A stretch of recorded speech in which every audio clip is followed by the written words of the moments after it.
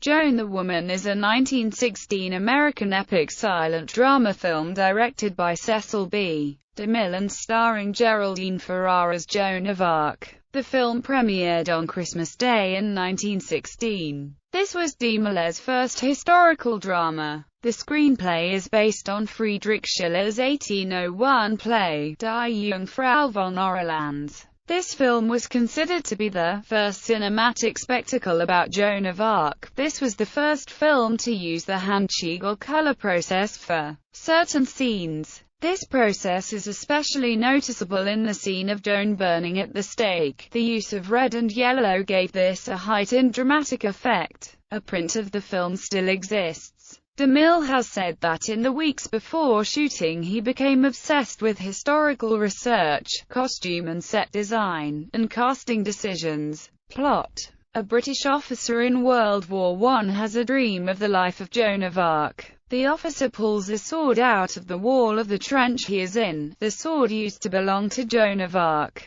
Removing the sword conjures up the ghost of Joan, leading to her telling her story. The setting then changes to France, where the story of Joan of Arc is told, of her leading the French troops to victory and her subsequent burning at the stake. The story ends back in the trench with the officer deciding to go on a suicide mission, using Joan's story and sword as inspiration. Cast: Geraldine Ferrar as Jeanne d'Arc, Raymond Hatton as Charles VII, Hobart Bosworth as Jen La Hire, Theodore Roberts as Corcone, Wallace Reed as Eric Trent 1431, Eric Trent 1917, Charles Clary as La Tremoriel, James Neal as Laxart, Tully Marshall as Loiseleur, Lawrence Payton as Gaspard, Horace B. Carpenter as Jacques d'Arc, Cleo Ridgely as the King's Favourite, Lillian Layton as Isambue, Marjorie Dahr as Catherine, Stephen Gray as Pierre, Ernest Joy as Robert de Baudricourt, John Oker as Jean de Metz, Hugo B. Koch as Duke of Burgundy, William Conklin as John of Luxembourg, Walter Long as the Executioner, William Elmer as Guy Towns, Emilius Jurgensen as Michael, Donald Crisp, Jack Hoxie, Lucian Littlefield, Nigel de Bruyere as Man at Trial, Jack Holt, Fred Kohler as Loisler's henchman, Ramon Novarro as Starving Peasant.